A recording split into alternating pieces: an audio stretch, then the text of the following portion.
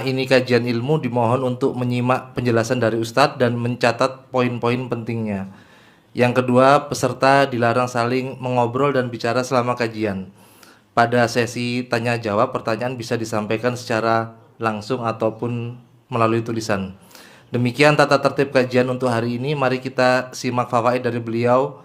Materi kajian kali ini adalah pentingnya menuntut ilmu dalam Islam.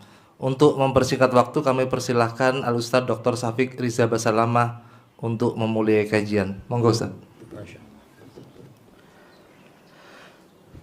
Alhamdulillah Rabbil Alamin. Segala puji bagi Allah Azza wa Jalla, Tuhan semesta alam. Kita kembali ngaji di rumah ini. Yang keberapa ini? Yang ketiga ya. Yang ketiga. Dan semoga Allah Azza wa Jalla memberikan kepada kita ilmu yang bermanfaat dan kita bisa mengamalkan ilmu tersebut. Karena banyak di antara kita yang ilmunya hanya menjadi wacana, yang ilmunya hanya menjadi informasi tapi tidak pernah berubah menjadi amal perbuatan. Allahumma salli wa sallim ala abdika wa rasulika sayyidina wa maulana Muhammad wa ala alihi wa ashabihi ajma'in. Ya Allah, semoga salawat dan salam, berkah dan nikmat senantiasa Engkau curahkan untuk hamba kekasih-Mu, untuk baginda Nabi kita Muhammad alaihi salatu wassalam, untuk keluarga beliau, untuk istri-istri beliau, untuk putra-putri beliau, dan untuk seluruh sahabat Nabi. Semoga Allah meridai kita bersama mereka. Amma ba'd. Jamaah rahimakumullah. Ada sebuah kejadian yang diceritakan oleh Qais ibn Kathir, seorang tabi'in. Dia mengatakan, qadima rajulun minal Madinah. Ada satu orang yang datang dari kota Madinah menjumpai Abu Darda di Syam, di Damaskus. Jadi perjalanan dari Madinah ke Damaskus itu membutuhkan 1 bulan. Jaraknya ya 1000 kiloan. Ketika dia datang menjumpai Abu Darda, seorang sahabat Nabi, Abu Darda bertanya kepada dia, "Ma aqdamaka ya akhi?"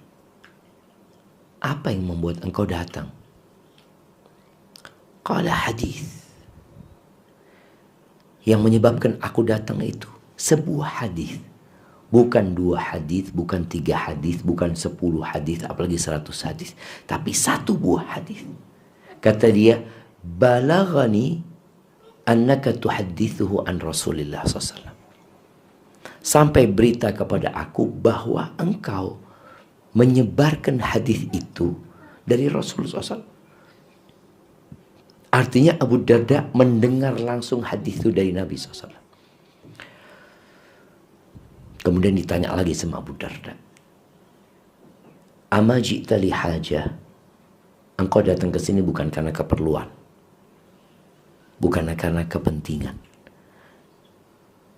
Qala la, enggak. Ma aqdamaka litijarah. Engkau bukan untuk bisnis. Karena ada orang yang datang ke satu tempat sambil menyelam minum air. Dia datang untuk bisnis tapi ada kajian, akhirnya dia datang. Kadang-kadang seperti itu. Ada orang ke Jakarta, dia mau hadir walimah nikah, tahu-tahu dikasih tahu ada kajian Ustadz Fulan, dia datang. Tapi tujuan utama dia bukan kajian. Tujuan utama dia adalah sebuah urusan dan kepentingan duniawi. Kemudian ditanya, "Ma ji'ta illa fi talabi hadzal hadis?" Engkau tidak datang kecuali untuk mencari hadis ini. Kata dia, iya. Apa kata Abu Darda? Fa inni sami'tu Rasulullah sallallahu alaihi wasallam yaqul. Bayangin ya, bagaimana sahabat itu mengatakan, aku mendengar secara langsung dari Rasul sallallahu alaihi wasallam. Kita ini setiap hari mengatakan, Assalamu alayka ayyuhan nabi wa rahmatullahi wa barakatuh. Tapi kita nggak pernah berjumpa dengan Nabi alaihissalam. Ini sahabat dengar langsung dari Nabi. Apa yang beliau dengar dari Nabi SAW? Man salaka tariqan yaltamisu fihi ilman salakallahu bihi tariqan ilal jannah. Barang siapa yang meniti jalan dalam rangka menuntut ilmu. Ilmu apa? Ilmu agama. Loh Ustaz kok bicara ilmu agama? Ilmu yang lain ada yang bermanfaat. Tapi Nabi berbicara tentang ilmu agama. Dari mana kita tahu ilmu agama? Bentar lagi penjelasan dari Nabi SAW. Barang siapa yang meniti jalan menuntut ilmu agama, salaka Allah bihi tariqan ilal jannah, maka Allah akan bikin orang itu berjalan menuju ke surga. Wa innal malaika la tada'u ajnihataha ridaan li talibil ilm. Malaikat-malaikat itu jemaah meletakkan sayapnya sebagai bentuk kesenangan mereka dengan para penuntut ilmu. Kita ini sekarang di majelis ini, antum nggak tahu bahwa malaikat-malaikat itu hadir mengelilingi majelis ilmu. Jadi malaikat itu tempat tinggalnya di langit. Di antara mereka ada yang namanya malaikah sayyahin. Malaikah yang kerjanya traveling. Keliling dia. Kalau ketemu majelis ilmu, mereka akan turun jemaah. Untuk duduk mendengarkan ilmu tersebut. Kemudian dikatakan wa innal alima, sesungguhnya orang yang berilmu, alim dengan ilmu agama. Masya Allah, jazakallah khair. La yastaghfiru lahu man fis samawati wa man fil ard. Antum kalau jadi orang yang berilmu, itu penghuni langit, para malaikat-malaikat Allah, dan yang di bumi itu mohonkan ampun buat antum. Antum mungkin ngelihat ada semut yang punya piara ikan mungkin. Ada ikan di sini. Nggak piara ikan. Ada kucing, iya kucing. Apapun yang di bumi, kata Nabi SAW, memohonkan ampun buat antum. Kalau antum belajar ilmu agama, hattal hitan fil ma, sampai ikan di air. Jadi yang piara ikan umpamanya punya akuarium, antum bisa bayangin ikan yang sedang berenang situ itu beristighfar buat antum. Dari mana kita dapat kemuliaan ini jemaah? Amalan apa yang kita lakukan? Kita bisa dimohonkan ampun oleh binatang-binatang yang di muka bumi, burung-burung yang berterbang. Maka di sini seorang itu perlu menanamkan di dirinya keyakinan sama Allah Azza wa Jalla. Ketika dia jalan dari rumahnya, kayak tadi kajian subuh umpamanya, dia berangkat, dia dengar suara jangkrik. Ini jangkrik beristighfar buat orang yang berilmu.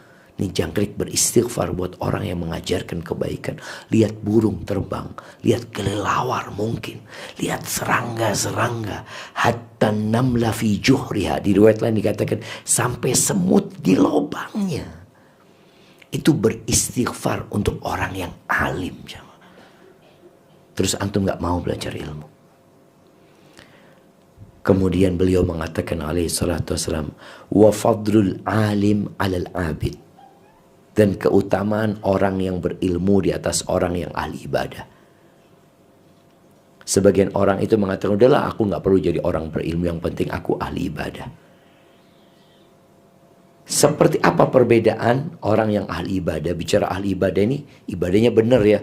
Dia sholat malam, dia puasa sunnah, Senin, Kemis dia puasa, dia baca Quran, dia sedekah, dia berangkat umroh, berangkat haji, setiap Ramadan dia itikaf. Nih orang ahli ibadah.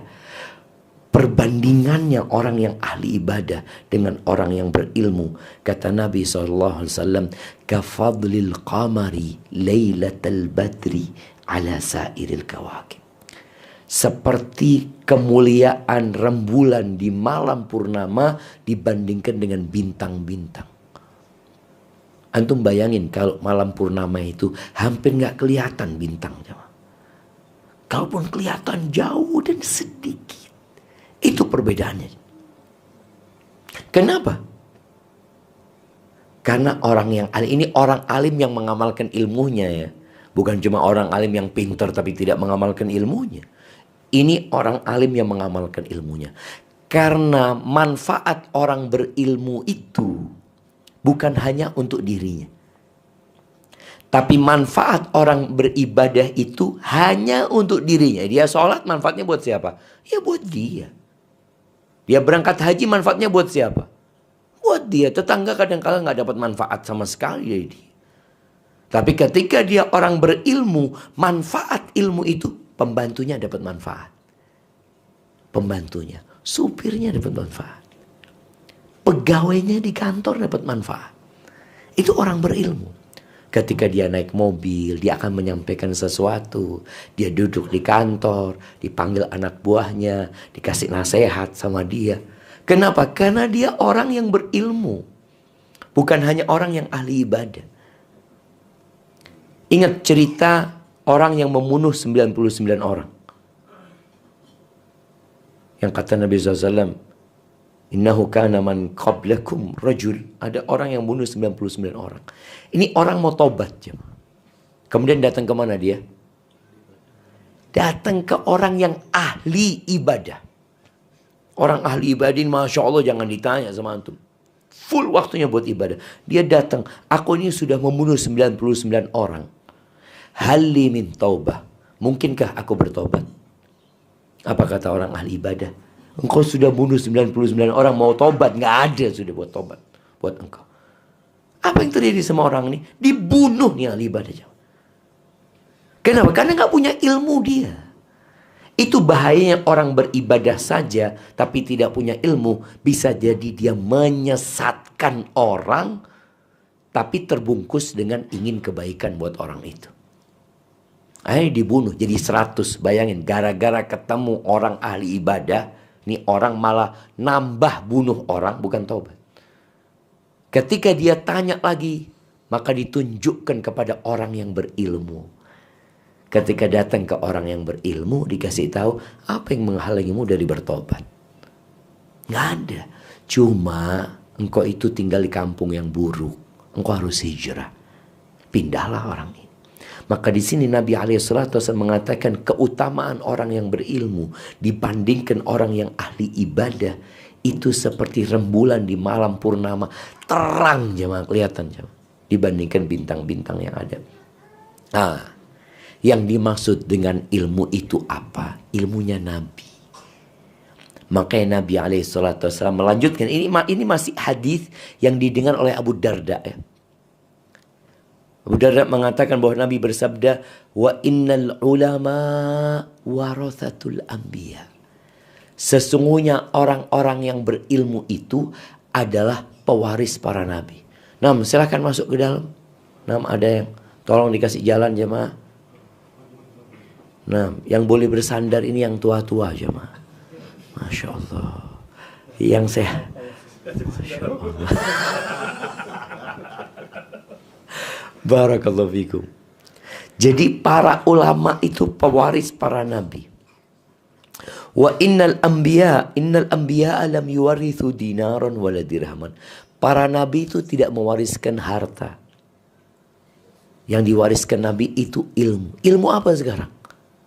Ya wahyu. Bukan ilmu tentang bagaimana bikin kapal perang. Bukan ilmu tentang bagaimana bikin rumah. Enggak. Bahkan Nabi SAW kalau bicara urusan ilmu dunia, beliau mengatakan kepada para sahabatnya, antum a'lamu bi umuri dunyakum. Kalian lebih ngerti tentang dunia kalian. Berarti semua yang berkaitan dengan ilmu itu adalah ilmu agama. Faman akhadha bihi akhadha bihadzin wafir. Siapa yang ngambil ilmu agama itu ngambil keberuntungan yang besar, jamaah.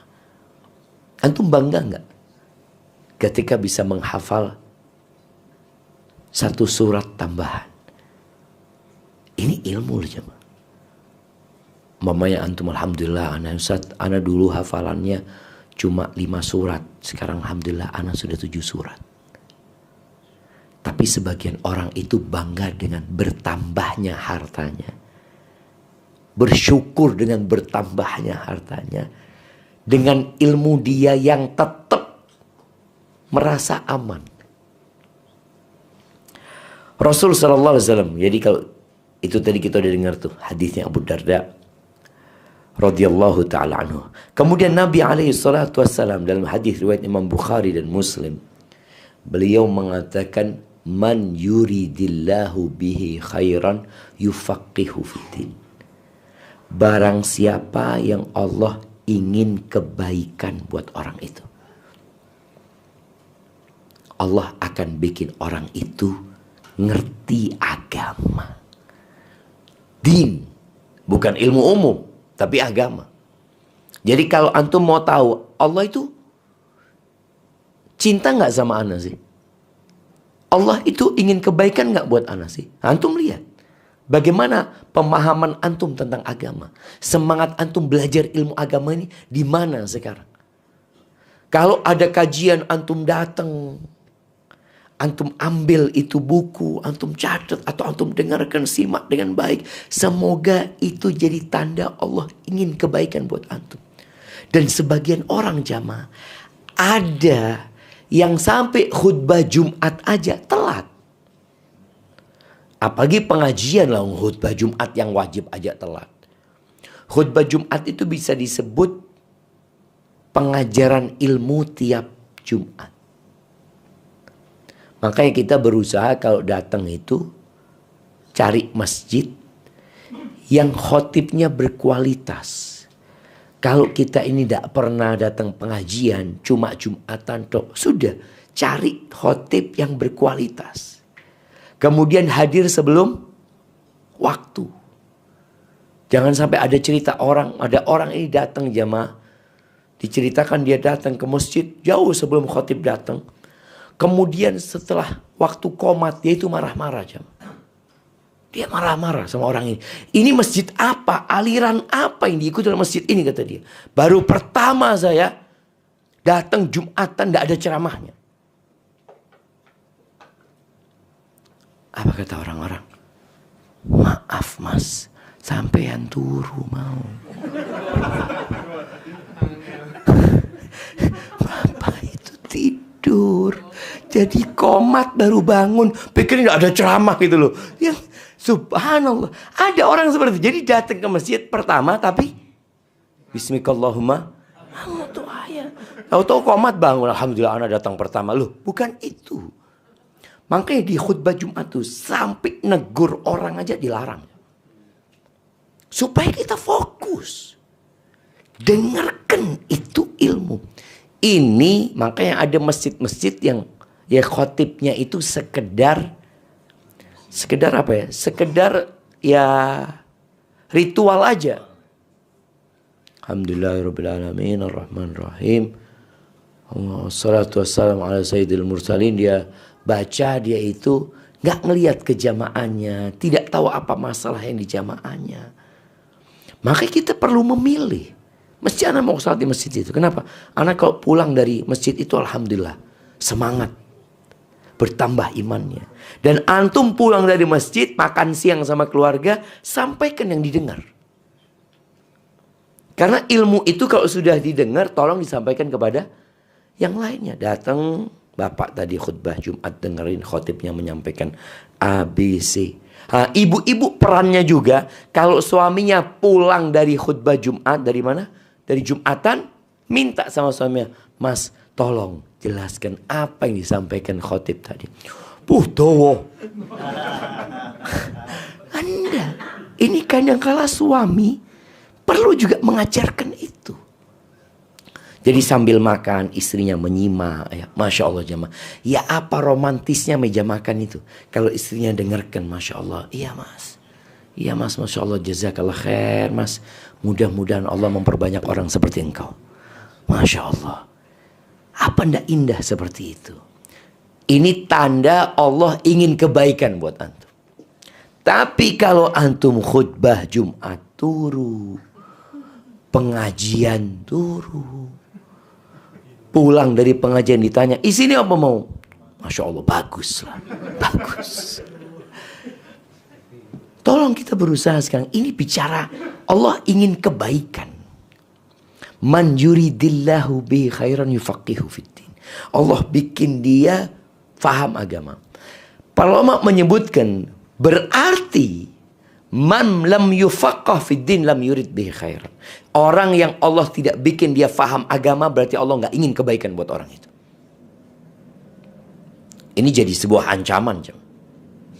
Kalau ternyata kita itu beragama ya hanya ikut-ikutan, tidak pernah kita mau belajar, nggak pernah kita mau ngaji. Sehingga sebagian kita juga yang ada dalam benaknya, yang penting aku ibadah, yang penting aku sudah kerjakan, itu kewajiban. Lo antum tahu, Nabi Ibrahim itu bangun Ka'bah, doanya apa? Rabbana taqabbal minna, ya Allah terima dari kami ya Allah. Disinilah orang semakin bertambah ilmunya, semakin takut sama Allah. Innama yakhshallaha min ibadihil ulama. Yang takut kepada Allah dari hamba-hambanya itu orang yang berilmu. Kita sebelum punya ilmu, yang syubhat-syubhat itu kita anggap tidak apa-apa lah. Yang penting banyak sedekah. Ketika kita belajar, loh, syubhat ini boleh jadi haram. Masa anak kasih makan anak istri anak haram? Kapan antum melakukan itu? Ketika berilmu. Ketika antum belajar. Oleh karena itu Nabi Muhammad SAW itu tidak pernah disuruh sama Allah minta tambahan kecuali tambahan ilmu. Wa qul rabbi zidni ilman. Itu perintah Allah sama Nabi. Wa qul rabbi zidni ilman. Oleh karena itu setiap pagi habis sholat subuh Nabi doanya apa? Allahumma inni as'aluka ilman nafi'an. Yang pertama diminta ilman nafi'an. Karena ini untuk mengangkat derajat. Agar kita faham dengan halal dengan haram. Mana perintah Nabi kita kerjakan. Mana larangan Nabi kita tinggalkan. Itu dengan ilmu. Tapi ada orang punya ilmu kebelinger. Sehingga ilmunya gak bermanfaat buat dia. Jadi ada orang-orang kalau suruh ngomong tentang ilmu, oh Masya Allah pinter dia. Tapi ternyata praktek dalam kehidupan, enggak. Itu berarti ilmunya enggak bermanfaat. Minta ilman nafi'an, wa rizqan thayyiban, wa amalan mutaqabbala. Sebagian orang pernah haji dulu. Ana dulu haji Ustaz, tapi ya ana hanya ikut-ikutan saja. Setelah ana belajar, ternyata banyak ritual ibadah haji ana yang tidak sesuai dengan sunnah. Kapan dia bisa ngomong gitu? Setelah punya ilmu.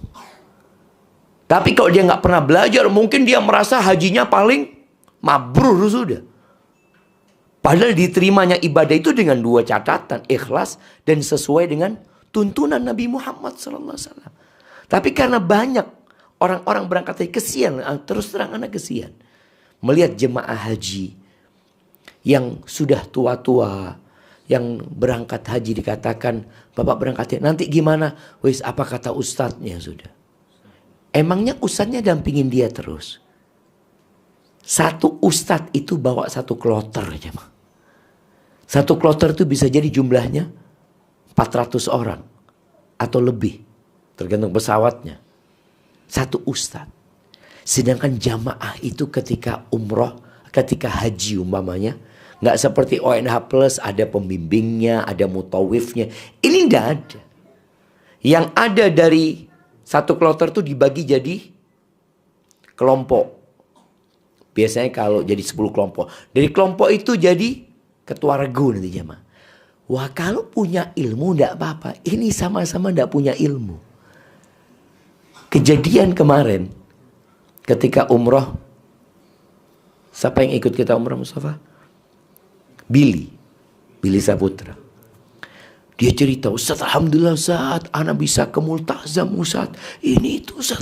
Ya Allah, ana itu lama banget di Multazam sampai ana kepingin ada yang nyolek, gak ada yang nyolek Ustaz. Kok gak ada? Ana ngomong, di mana antum? Di itu Ustaz. Bukan Multazam itu. Oh, ana kira Multazam Ustaz.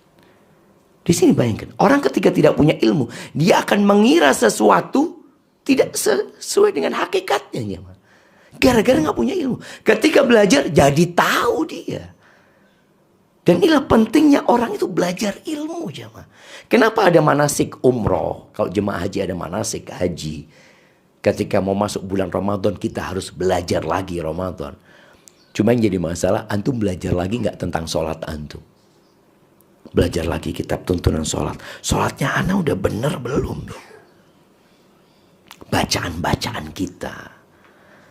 Makanya sesuatu yang rutin itu kadangkala malah kita sudah menganggap sempurna. Karena kita nggak punya ilmunya. Ana pernah ditanya sama temen dulu. Waktu SD apa SMP ya. Fik, nanti kalau sujud baca apa? Ana baca subhana rabbiyal a'la wa bihamdina. Oh, berarti NU. Ana ngomong. Kata dia, ana Muhammadiyah. Subhanakallahumma wa bihamdika Allahumma gfirli. Oh, ana mikir kok iso kayak gini. Bayangkan, orang ketika ilmunya itu sedikit, dia akan mengingkari sesuatu yang tidak mungkar.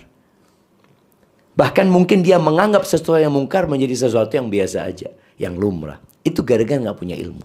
Maka penting kita belajar ilmu. Kemudian ahibati fillah, Al-Imam Ahmad bin Hanbal mengatakan, hajatun nas ilal ilmi syar'i, keperluan, kebutuhan manusia kepada ilmu syariat ini, a'zamu min hajatihim ila ta'ami wa syarab, lebih dahsyat daripada kebutuhan mereka kepada makan dan minum. Sekarang antum belajar ilmu agama dalam sehari berapa kali? Berapa kali jam? Kita makan minum 3 kali yang wajib, 2 kali yang sunnah.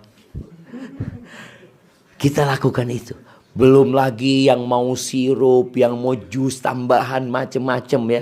Yang mungkin sebagian istri itu ngelihat suaminya, ya Allah, mangan meneng. Tapi kalau suruh belajar, hadir majelis ilmu. Tapi doanya bismillahirrahmanirrahim. Tuh ya, kewarakan siapa. Padahal kebutuhan kepada makanan lebih, kepada ilmu lebih dahsyat. Makanya sekarang, anak kepingin ngajak semuanya untuk belajar ilmu. Selain datang ke kajian di masjid, baca yang Allah perintahkan untuk dibaca.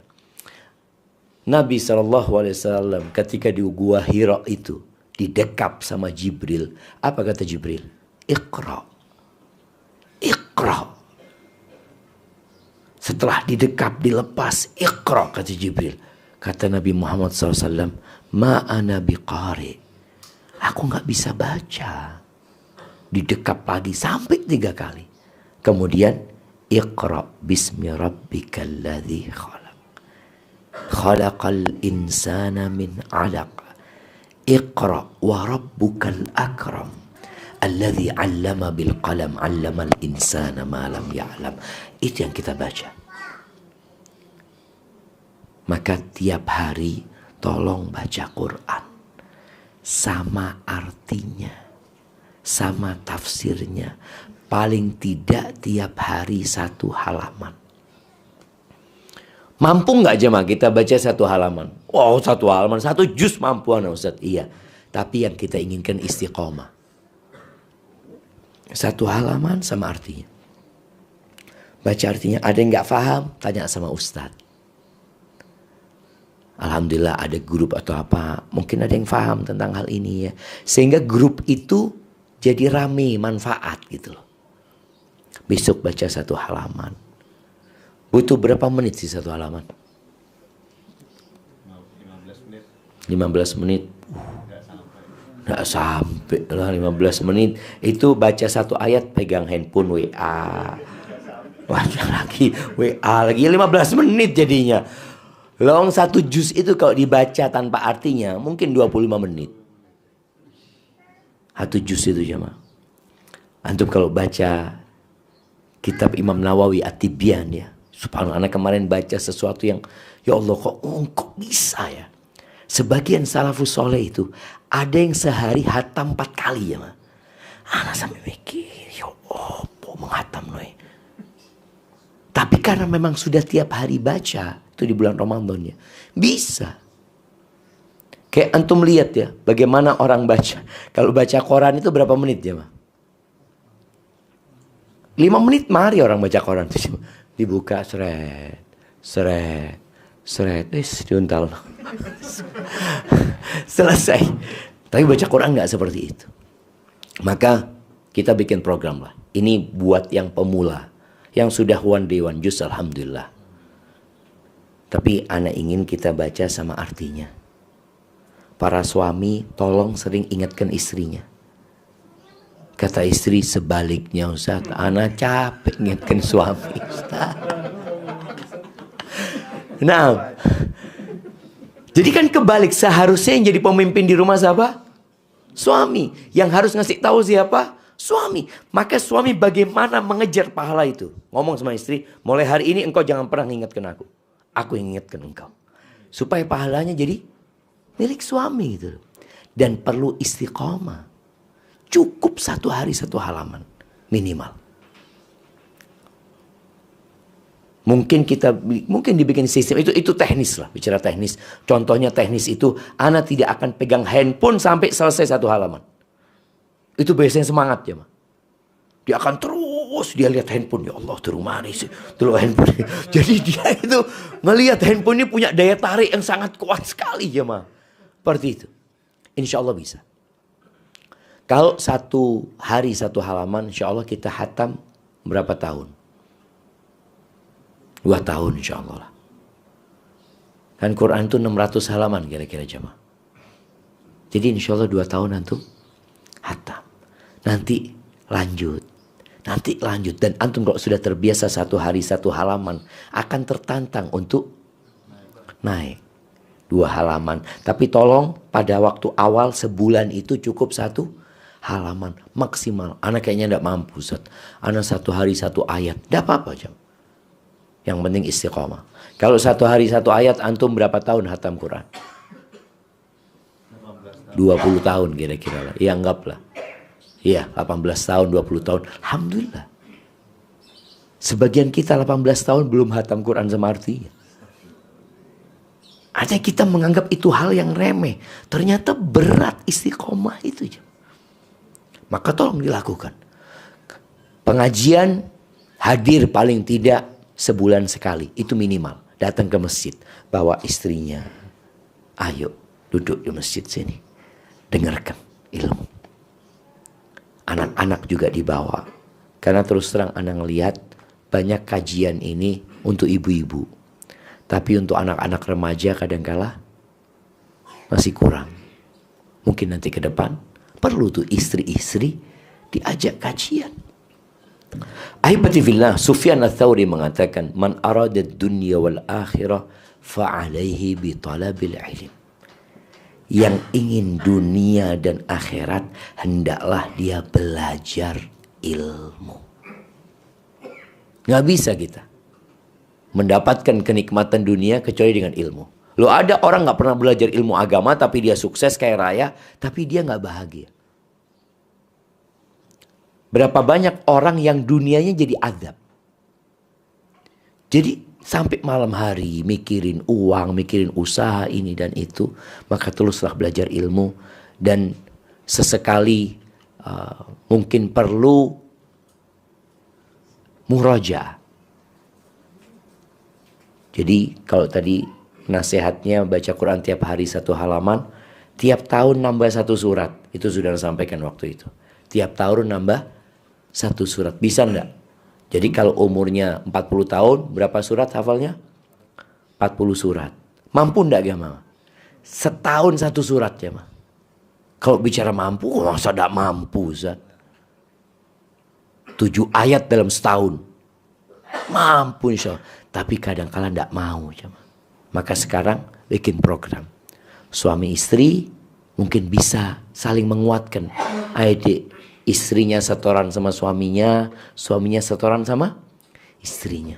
Masya Allah, indah rumah itu jemaah. Kalau dipenuhi dengan Al-Quranul Karim. Yang terakhir sebelum kita masuk ke sesi tanya jawab. Ilmu itu untuk diamalkan.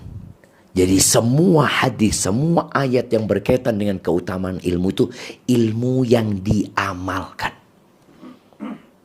Kalau nggak diamalkan itu, ilmu itu jadi balak buat kita.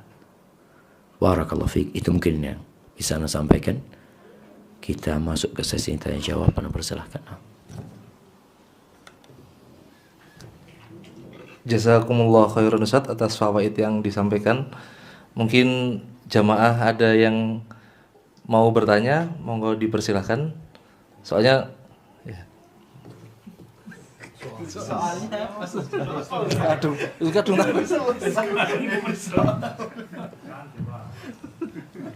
Bismillahirrahmanirrahim. Assalamualaikum warahmatullahi wabarakatuh.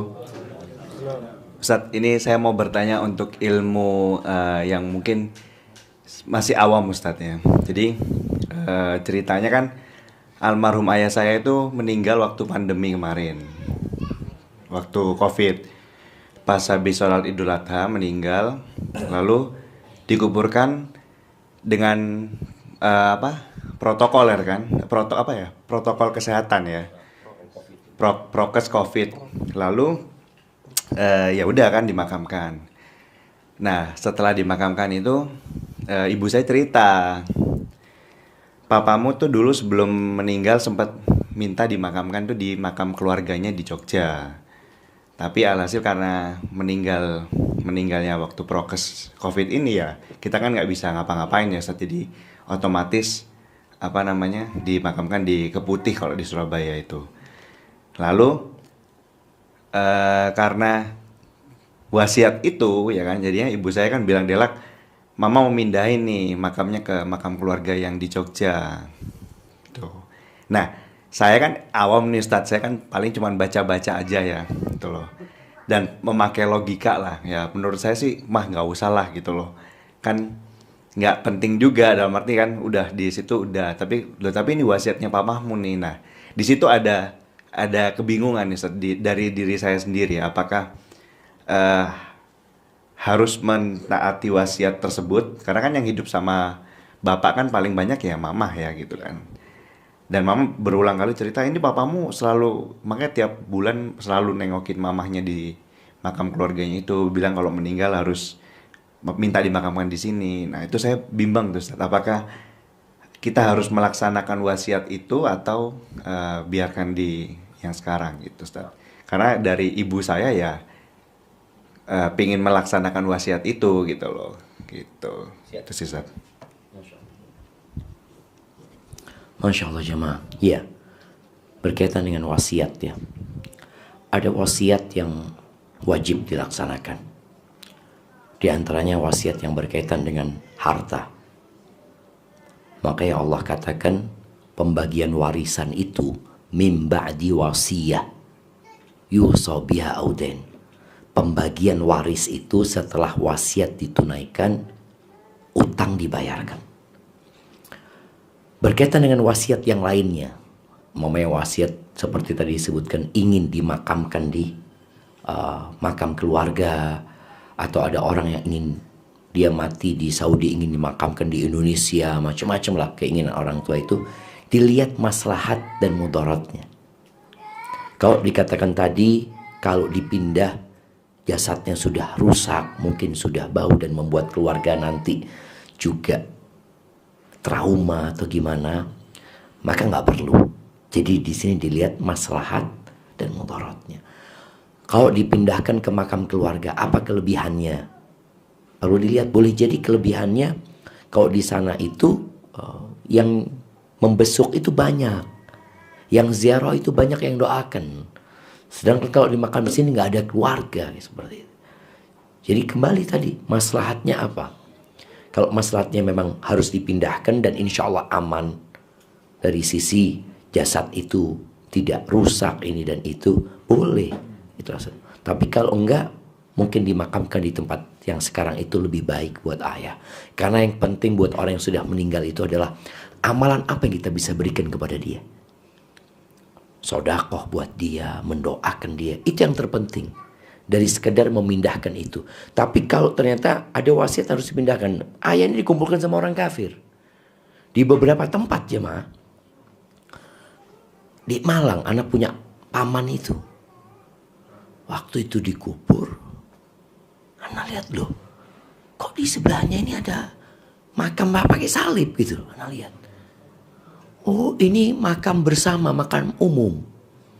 Jadi campur muslim non muslim jadi satu. Subhanallah anak ngomong.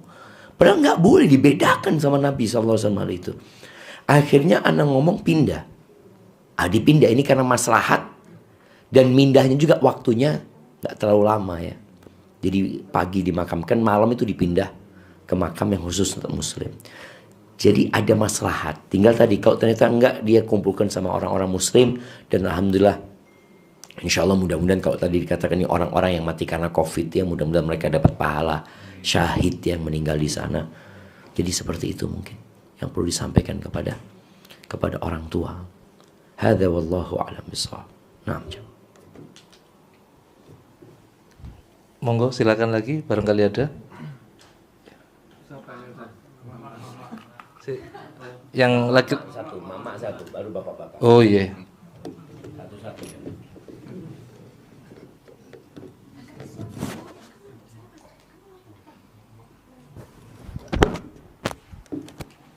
Assalamualaikum Ustadz. Saya mau bertanya Ustadz, saya ini kan sekarang sedang proses belajar ya Ustadz ya. Tapi ada dua hal Ustadz yang sampai sekarang saya ini masih bingung dan saya ini sulit meninggalkan 100%. Yang pertama ini tentang e-money atau saya boleh nyebut seperti kayak GoPay dan lain-lain gitu loh Ustadz. Itu kan saya belajar tentang riba ya Ustadz ya.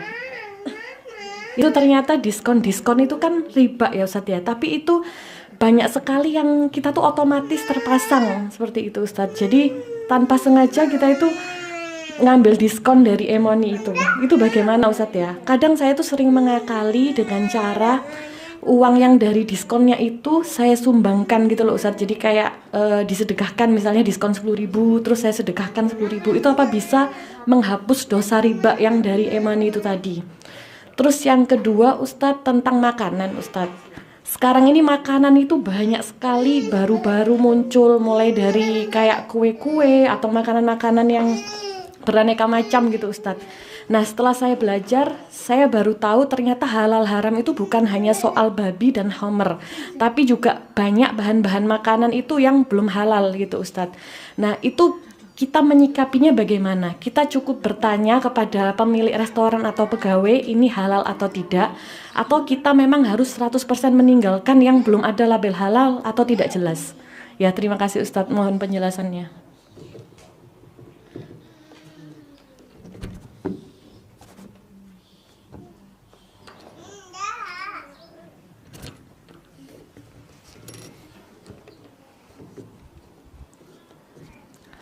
Masya Allah jemaah, siapa yang gak suka sama diskon jemaah ya? Diskon.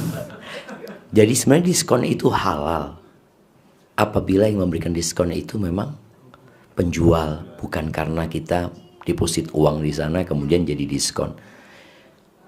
Para ulama menyebutkan sebuah kaidah, kullu qardin jarra naf'an fahuwa riba.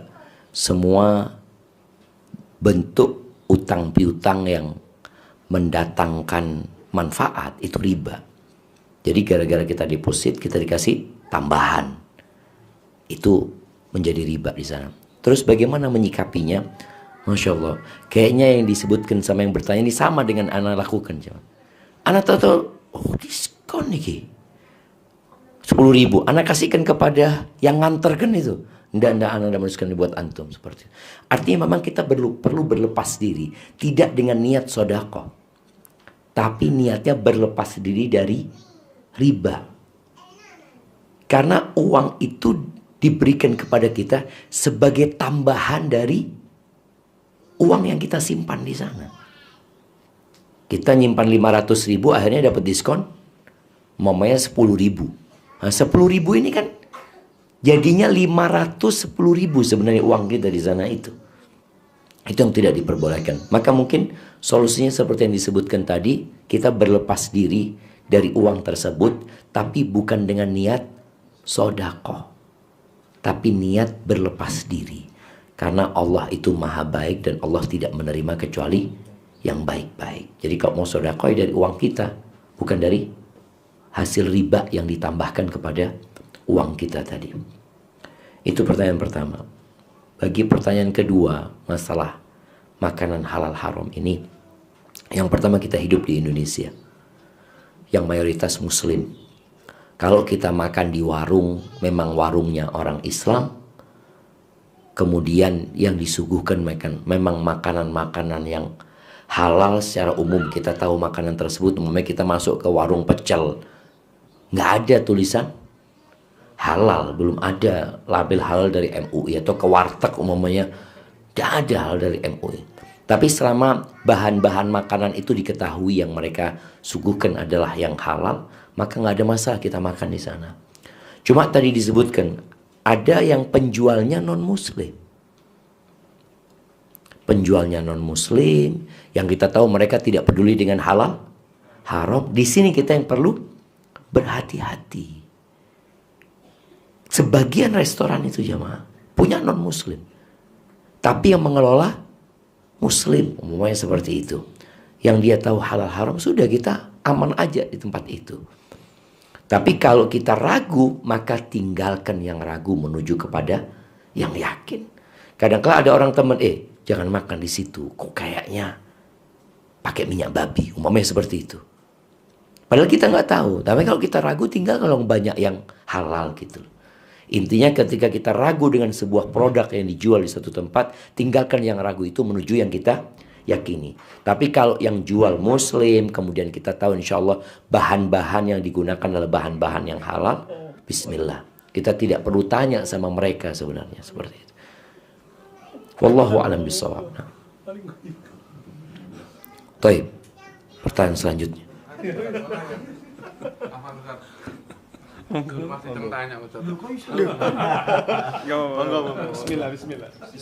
Bismillah. Afwan Ustaz, mau tanya, mohon kiat-kiatnya biar boleh poligami sama istri Ustaz. Masya Allah. Ilmu.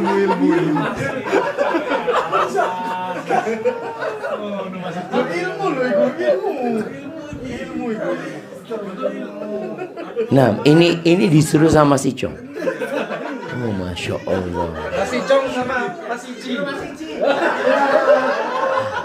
Oh, Masya Allah. Taib jamaah rahimakumullah.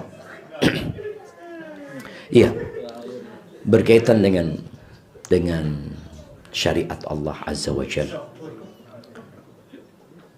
Allah itu menetapkan sebuah syariat yang sesuai dengan kebutuhan umat. Anak kemarin baca tentang penelitian di Eropa sama di Amerika.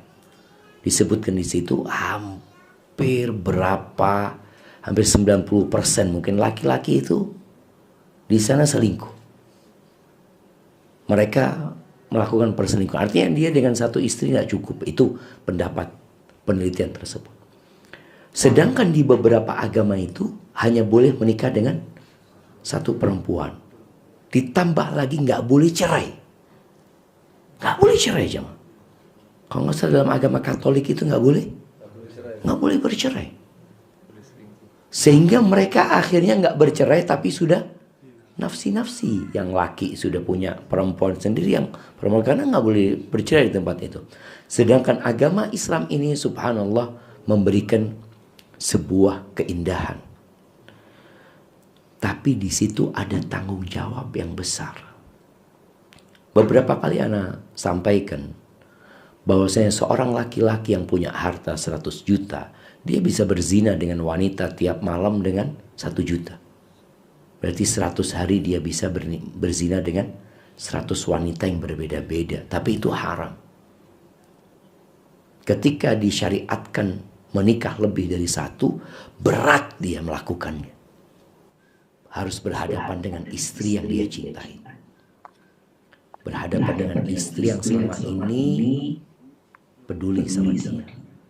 hidup bersama dia sedang jadi sejak susah ya, sampai akhirnya Allah berikan rezeki yang lebih kepada dia. Ada perjuangan istri yang dia itu mau melukai hati istri berat sekali. Kemudian yang kedua, dia berpikir harus berhadapan sama mertua, sama saudara-saudara istri. Ada banyak yang dia pertimbangkan. Sebagian perempuan berpikir suami itu kepingin senangnya aja. Enggak. Kalau ingin senangnya aja, mungkin laki-laki itu sudah menikah sejak dulu. Kalau ada yang poligami. Tapi bagaimana dia mikir, dia istikharah, dia musyawarah terus. Dan dari semua itu, intinya berdoa mohon sama Allah. Hatinya istri itu di tangan siapa? Tangan Allah. Istri juga berdoa, mudah-mudahan suamiku tidak poligami. Cukupkan. Nah, sampai ini ya buat ibu-ibu ya. Ada kejadian di Jember, ada seorang akhwat tuh WA Ana dia mengatakan, Ustaz, Ana dulu sempat mau dipoligami sama suami Ana, Ustaz. Tapi akhirnya suami Ana mati sebelum poligami. Iya, boleh jadi istri ini berdoa, ya Allah, aku takut gak kuat ya Allah poligami. Ya Allah, dia berdoa. Akhirnya istrinya dimatikan terlebih dahulu. Suaminya dimatikan terlebih dahulu. Ya, itu semua kehendak Allah Azza wa Jalla. Maka tugas kita menjalani hidup ini adalah memohon kepada Allah Subhanahu wa taala, Allah berikan yang terbaik. Maka jadilah orang yang baik agar Allah mengabulkan doa kita. Istri juga silakan dia berdoa mohon sama Allah Subhanahu wa taala yang terbaik buat hidupnya. Sehingga dengan cara seperti itu tidak terjadi keributan. Karena banyak suami, terus terang anak kenal dengan banyak lelaki, dia itu sebenarnya sudah punya istri. Sampai kemarin ketika anak umroh, ada satu orang mengatakan, Ustaz, anak ini sebenarnya sudah 12 tahun Ustaz poligami. Tapi sampai hari ini istri anak nggak tahu. Anak-anak anak nggak tahu, kata dia. Setelah dia curhat itu, anaknya datang ke anak curhat. Ternyata anaknya tahu bapaknya poligami. Cuma bapaknya nggak tahu gitu loh. Merasa nggak tahu bapaknya itu. Aman gitu seperti itu. Tapi subhanallah, anak tanya, kenapa kok nggak dikasih tahu? Anak tuh nggak ingin ribut, Ustaz. Anak tuh cinta sama istri anak. Soalnya cobaan buat perempuan itu cobaan perasaan. Jadi perasaannya aja. Karena terbukti 12 tahun itu istrinya aman-aman aja. Gak ada masalah dia selama ini. Hidup tentram, damai. Tapi kalau tahu kiamat ya makanya kalah. Maka intinya syariat ini jangan sampai kita bermudah-mudahan. Ketika antum berpikir mau poligami, lihat kira-kira antum nanti mampu nggak berlaku adil. Kalau enggak, jangan sampai susah di dunia, susah di akhirat nantinya. Makanya berusahalah untuk bersabar umpamanya. Tapi gimana kalau nggak kuat? Kalau engkau mampu silahkan. Tapi anda nggak kepingin rumah tangga anda hancur, yaitu berdoa mohon sama Allah SWT. Karena hati istri kita ya. Hati semua orang itu di tangan Allah Subhanahu wa taala. Sampai ada cerita lagi jemaah. Anak ini subhanallah dapat cerita-cerita yang benar-benar membuat anak belajar. Ada seorang akhwat, dia telepon, dia mengatakan, Ustaz, sambil nangis dia mengatakan, anak ini sakit hati sama bapak anak, Ustaz. Bapak anak itu ngomong sama ibu anak 2 jam sebelum ibu anak meninggal dunia kalau dia sudah poligami.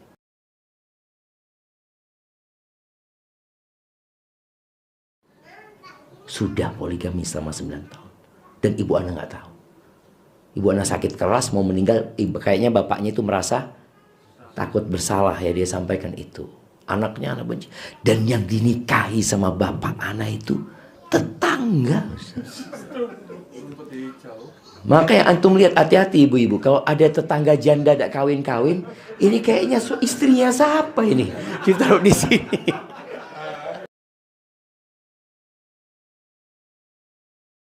Anaknya benci banget sama bapaknya, sampaikan enggak, yang dilakukan bapak anti enggak dosa. Itu berarti bapak anti cinta sama ibu, dia enggak kepingin ngasih tahu. Sedangkan dia mungkin membutuhkan untuk menyalurkan syahwatnya. Karena ada satu masa sudah tidak bisa, ya mungkin tidak bisa melayani, apalagi dikatakan mungkin ibunya sakit keras waktu itu ya. Kalau dia mungkin ngomong takut istrinya tambah sakit, akhirnya dia menyembunyikan itu. Dan ayah mau menikah itu nggak harus ngomong sama anaknya, nggak ngomong sama anaknya. Kadang-kadang anak ini jadi benci sama bapaknya karena dia merasa bapaknya mendolimi ibunya seperti itu. Jadi intinya antum perlu jadi orang baik, perlu banyak berdoa minta sama Allah. Allah itu kalau mau kasih tinggal kun fayakun. Kalau istri juga berdoa, ya kuat-kuatan berdoa. Perang doa, minta sama Allah Subhanahu wa taala. Hadza wallahu a'lam bissawab. Nah. Iya. Ibu-ibu, pertanyaan terakhir dari ibu-ibu. Iya. Tips agar tidak dipoligami.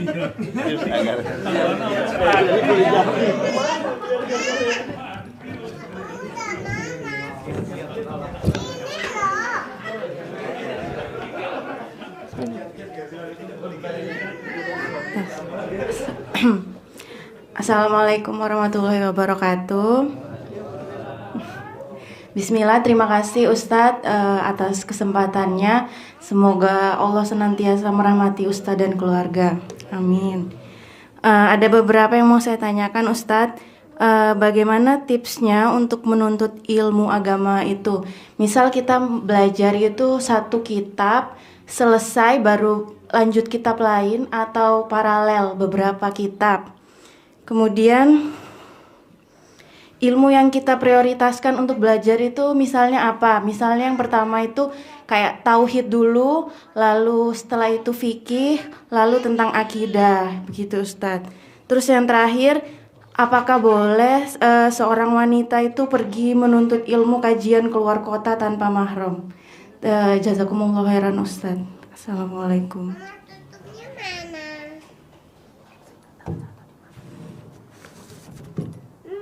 Tutupnya mana?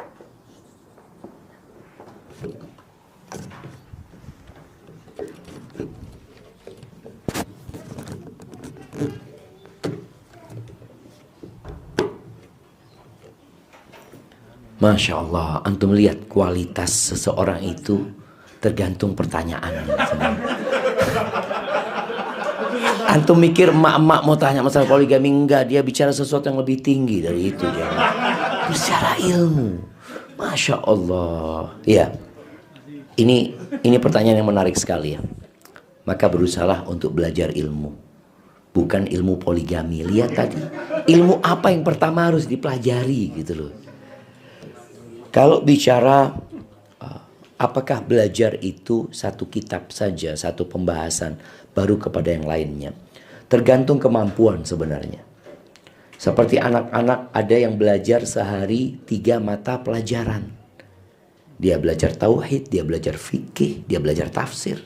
Karena dia punya waktu dan punya kemampuan untuk itu. Tapi kalau nggak mampu, ada orang yang kalau belajar bercampur seperti itu, akhirnya nggak ada yang ngerti.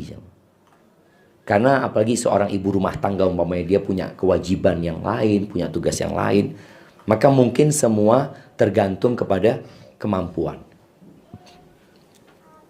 Kita harus jadi diri kita. Anak mampunya cuma, mau fulan Masya Allah bisa 3 kali kajian, ya mungkin fulan nggak punya anak. Dia masih bisa hal itu. Engkau punya kewajiban sama anak-anakmu. Jangan sampai ada seorang ibu yang akhirnya fokus belajar, anaknya terbengkalai gitu pendidikannya. Itu yang pertama. Yang kedua, bicara ilmu apa yang harus dipelajari terlebih dahulu. Maka kalau kita lihat ilmu yang pertama itu adalah tentang iman kepada Allah Azza wa Jalla, iman kepada hari akhir, rukun iman.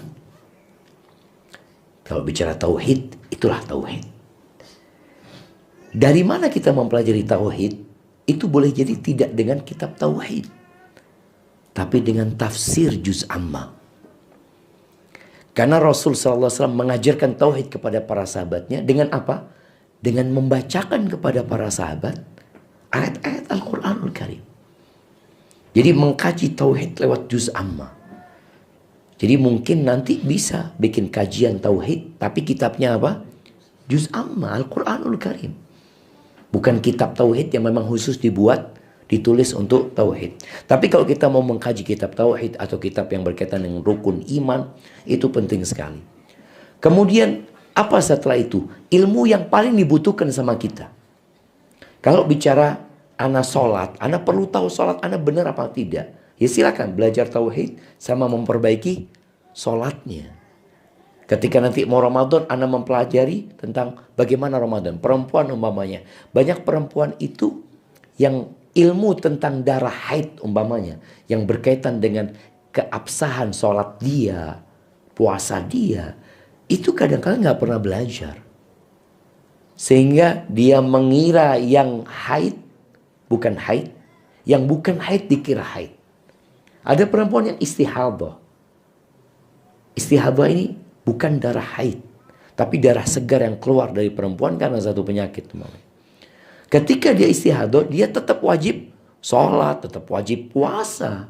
Tapi ada yang nggak sholat, nggak puasa karena merasa dia sedang datang bulan. Maka tadi bicara ilmu apa yang lebih wajib, yang pertama yang kita butuhkan, bicara tauhid tentunya rukun iman itu, kemudian rukun Islam, kemudian yang paling kita butuhkan. Umpamanya ada seorang wanita, anak ini berdagang Ustaz. Ya udah, selain belajar itu tambah belajar ilmu dagang yang sesuai syariat, karena itu yang dibutuhkan. Kalau tadi ada yang mau berangkat umroh, ya pelajari tentang umroh yang sesuai dengan syariat.